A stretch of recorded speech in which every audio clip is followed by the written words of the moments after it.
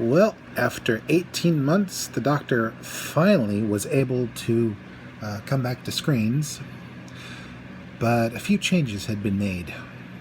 First and foremost, the nearly hour-long episodes were done away with, at least until the modern era, and it's back to the half-hour serials. Also, there were plans for the season. Unfortunately, things kind of snowballed, and they had to cobble something together with help from various sources. So instead of just various adventures, we get an overarching storyline where the Doctor gets put on trial. Also, let's just say Perry gets her final reckoning because she's been put through the ringer, menaced by both Daleks and Cybermen, not to mention lusted after by a lizard guy, Crazy Angus, cannibal guy, that melted man from Androzani Minor, and even that stupid head embalmer that I'm sure was a descendant of Harvey Weinstein. Hopefully, Perry will finally get a proper vacation.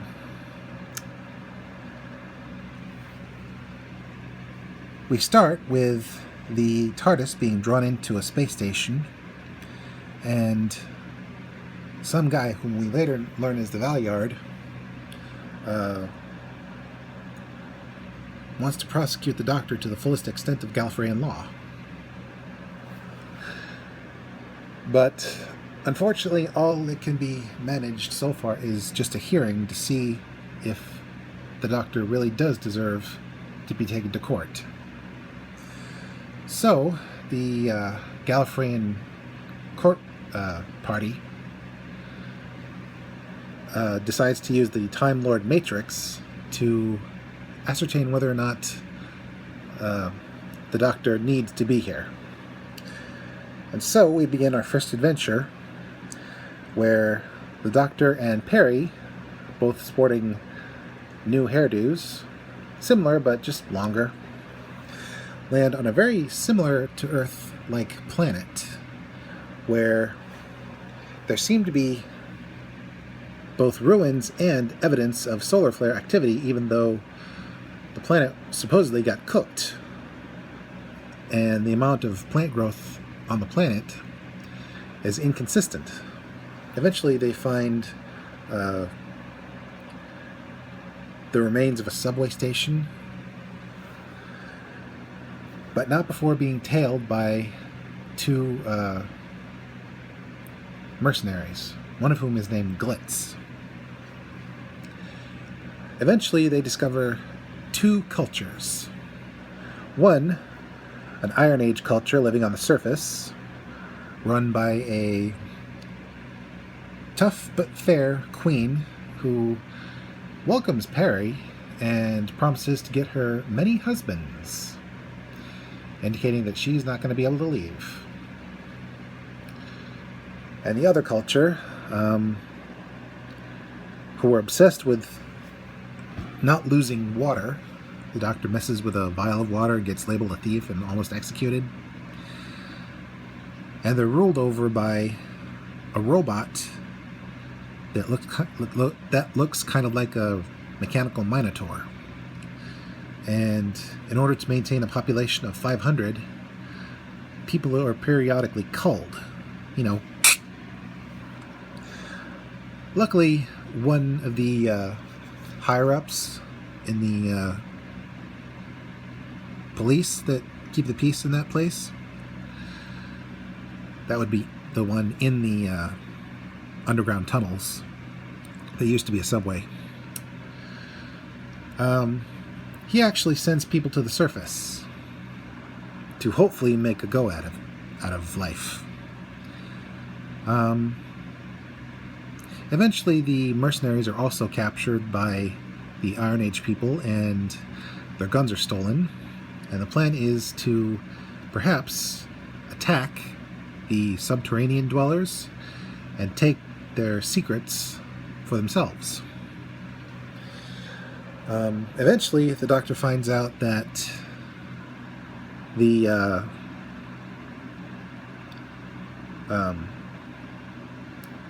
mechanical Minotaur not only has been forcibly keeping the people at a population of 500 and forcing them to work for it to keep its power supply up, but when an energy collector on the surface, and also worshipped as a totem by the Iron Age people,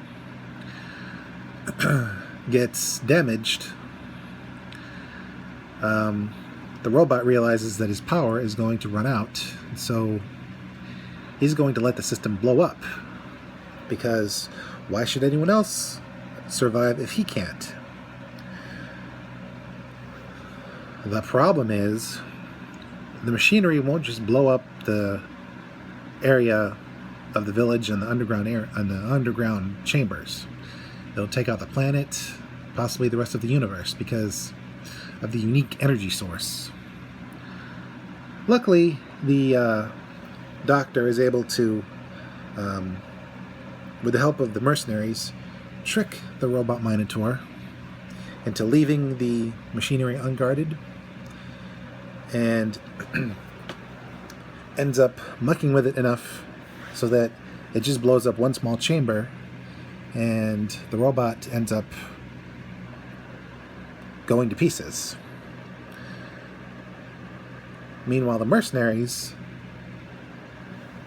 who were trying to get into the underground area in the first place, they went to get a microtape that contained technological secrets. But when the robot blew up, the tape was destroyed. But the mercenaries realized that some of the robot's material was valuable, so it wasn't a total loss, so they lived to fight another day. Unfortunately, the Queen and her main advisor were killed by the robot when they tried to fight it. But luckily, some of the former underground dwellers decide to help in a joint effort to survive. And it's revealed that the planet isn't simply Earth-like, it's Earth, even though it's in the wrong place in the sky. And the supposed solar flare activity that cooked the world only cooked a small portion of it. That's why the plant growth was inconsistent with 500 years of time passage. Meanwhile, the Valeyard wants the Doctor to be put on trial for meddling in affairs that he ought not be meddling with, because had he and Perry not gone there, those people might not have been in danger, but I believe otherwise. I also have a theory about the origins of the people that were there and the robot, but that's for another episode. On to the next adventure. The Doctor and Perry end up on the home planet of the slimy slug creature Syl from Vengeance on Varos, because the Doctor found a weapon that could only be manufactured on Syl's homeworld. And he finds not only weapons operations, but genetic experimentation. A physician is trying to transfer consciousnesses from body to body, because the leader of Syl's company is dying due to brain swelling, although why they couldn't just cut his skull open and brace it with metal plates and graft the whole thing back together is beyond me. And it's a simple surgical solution. Anyway, the Doctor and Perry come across several characters. A warlord played by Brian Blessed. You got to say his name in a loud, obnoxious way. And one of the warlord's chief lieutenants was partially de-evolved into a wolf-like creature. And also some local rebels who, while disorganized, want to stop the experiments. Because not only is the physician working on mind transfer, he's working on mind control in order to create passive servants for these slug creatures. Eventually, the Doctor and Perry get separated because being probed by one of the physician's machines caused the Doctor's brain to get a little scrambled, and his morality sort of went but just for a little while. He seemed traitorous to Blessed's character and even Perry. But eventually he came around. Meanwhile, Perry got to know the warlord, Blessed's character, while they organized the rebels into a legit fighting force. And Perry seemed to take a bit of a shine to Blessed's character, and Blessed's character seemed to take a bit of a shine to Perry. So there might be something going on there. But it was all for naught, because thanks to the Doctor's subtle manipulations and being subtly manipulated, Syl's boss gets his mind transferred into a now bald Perry. And this presses the Warlord's berserk button. Meanwhile, the Doctor gets pulled into his own TARDIS and teleported to the space station to stand trial. That's when it all happened. And without him, things are going pear-shaped back at the homeworld of the Slug people.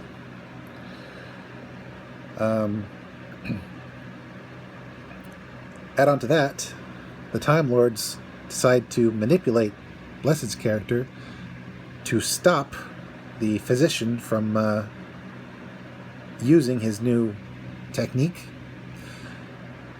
to undermine evolution. Because now you can just transfer brains into new bodies, and that's something the Time Lords cannot abide. And Perry seemingly gets killed. And this just about breaks the Doctor. But he's still on trial, so he's got to find a way to defend himself. So he uses the Time Lord Matrix to peer into the future, where he's found himself sort of a life coach, a young woman named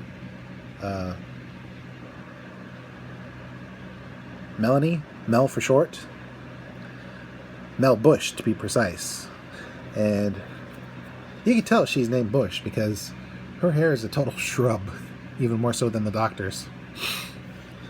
But she's very peppy, kind of quirky, but definitely not a total dodo.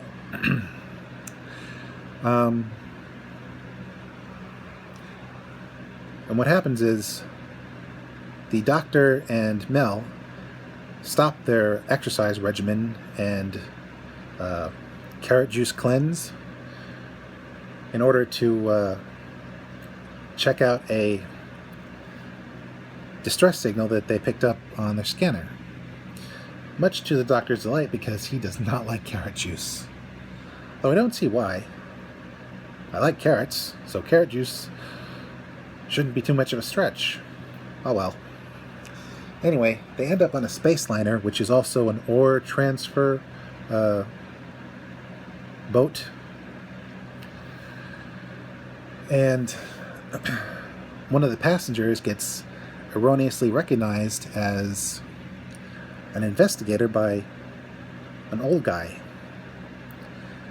And this sets things in motion, because, as it turns out, a geneticist... What is it with geneticists? Anyway, a geneticist has figured out a way to grow sapient plant beings, whom we later find out are called vervoids. And while she's in it for the science, one of her underlings is in it for money, because he wants to replace robots with vervoids and bring back the bad old days of using sapient beings as slaves, because all the vervoids require is sunlight and water, maybe a little dirt. But the vervoids, they have about as much free will as previous generations of slaves, and their very nature despises mammalian life. So basically, it degenerates into a war, them or us. And the vervoids are not going to choose us. I mean, not going to choose humanity. Also, there's a murder mystery going on. Because eventually it's discovered that two of the aliens on the space liner want to take it over, because there's been a bit of exploitation by Earth of their homeworld's natural resources, and they want to steal the resources back. And they're getting helped by the chief security officer aboard the space liner, because he's tired of being thought of as a has-been who needs to go get put out to pasture. Add on to that a near miss with a black hole, because one of the geneticist's other underlings gets it in his head that this new technology will doom them all, just like that lady in the first serial of the first season of Doctor Who, having trepidations about fire. Luckily, he stopped. And unfortunately, the time has come to deal with the vervoids, because the actions of the aliens are eventually thwarted, as well as the actions of the former security chief. Meanwhile, it's vervoids versus humans. The vervoids using poisonous thorns, and the humans just barely managing to dump one vervoid into a trash compactor. And it doesn't look good, because there are not a lot of living people left on the ship. And if they get on Earth, the vervoids will take over. Kind of like how that crazy guy wanted the Krynoids to take over in that one Fourth Doctor serial. But eventually, the Doctor realizes that there is a valuable mineral that speeds up plant life cycles.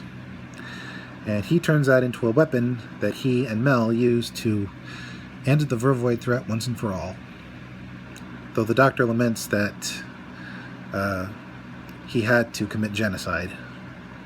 But then the Valeyard decides to glom onto that notion and try the Doctor for genocide, even though that was the only option. Man, this guy does not like the Doctor for some reason. I don't know why. Eventually, we do find out why. In the final installment of the Trial of the Time Lord, where the Master, who has infiltrated the Time Lord Matrix, teleports Mel and Glitz to the space station to act as witnesses to help the Doctor. And Glitz reveals that sleeper agents from Andromeda were stationed on Earth to infiltrate the Time Lord Matrix and steal technology plans and put it on tape. The very tapes that Glitz and his partner were sent to fetch. And when the Time Lords got wind of this, they used a magnetic device, a magnetron, to wipe out the sleeper agents, which had the unfortunate side effect of shifting Earth's orbit several light years and causing the very solar flare that disrupted the biosphere. And it was all to cover their tracks. Ooh, the Doctor really does not like this. He goes on a rant saying that he should have stayed on Gallifrey and combated the Time Lords. And they haven't even been corrupted by the Time War yet. Oy.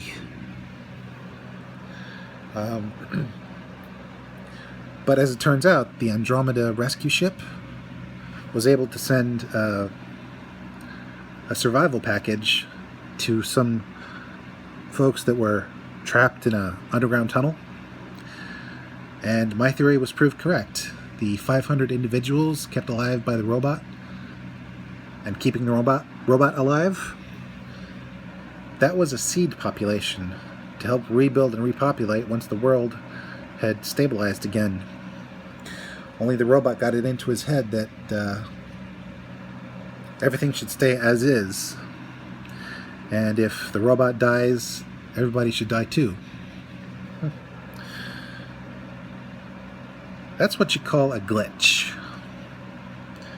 And improper programming.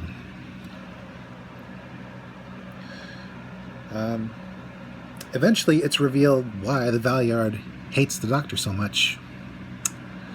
The Valeyard is the Doctor. And he's apparently an amalgamation of all the negative aspects of the Doctor, somewhere between his 12th and final regeneration. And if the Valeyard can find the Doctor guilty, he gets the current Doctor's regenerations. And unfortunately, he's got the law on his side. Luckily, the Master has decided to help the Doctor because he's kind of butthurt that the Valeyard is a better villain than he. So he's decided the only one that's going to take out the Doctor is me. And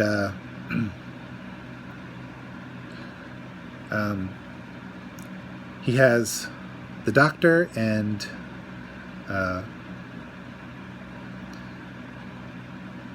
Glitz follow an escaping Valeyard into the Matrix itself.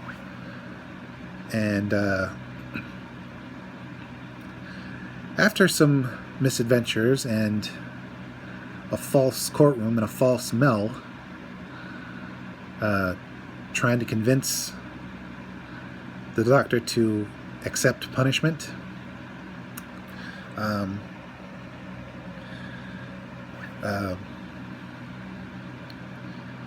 the Doctor manages to capture the Valeyard, while Glitz takes the master copy of the tape that had been destroyed to the Master in exchange for a box of treasure. And the reason he had to be bribed is because he could be hypnotized. That was a shock. The Master not being able to hypnotize someone like Glitz. Excuse me. I guess Andromedan rogues are tougher than we thought. And eventually it's revealed that the Valeyard has set up a device that will destroy everything everywhere. Luckily, the Doctor manages to disarm it and cause an explosion that seemingly destroys the Valeyard. Meanwhile, Mel gets the other Time Lords to safety when the Matrix being projected on a screen in the courtroom goes haywire. And the Master gets his comeuppance when the tape is installed in his TARDIS's console. It causes the whole place to go frozen. So he's captured. And once the day is saved, all the charges against him are dropped, and he's even offered the presidency again, which he turns down, of course. Although he has second thoughts when Mel starts talking about exercise equipment and carrot juice again. But no, the Doctor is not meant to be a president. He's meant to be a traveler.